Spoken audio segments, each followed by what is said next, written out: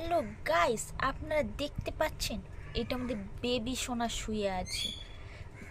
এত জায়গা থাকতে আমার পুপু যখন পড়বে ও বইয়ের ওপর শুয়ে থাকবে। ও হচ্ছে বই প্রিয়, পড়াশুনো করে, সবই করে, কিন্তু ওর বইটা খুব পছন্দ। বেশ আমারও ভালো লাগে। এই দেখুন, আপনারাই দেখুন কি সুন্দর ঘুমোচ্ছে, শান্তির ঘুম। ও বই খুব ভালোবাসে।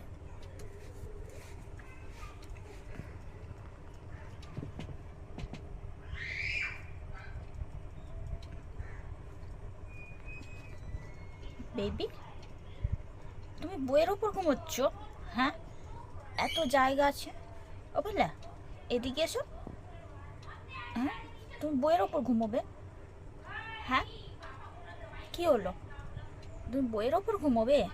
ঠিক আছে, ঘুমো। সরস্বতী মা তোমাকে ভর করেছে, তুমি ঘুমো। আজকাল সরস্বতী মা তো আর সরস্বতী মা নেই, এখন প্রেমের দেবিকা হয়ে গেছে। তুমি না হয় বিদ্যার দেবী হয়ে যাও।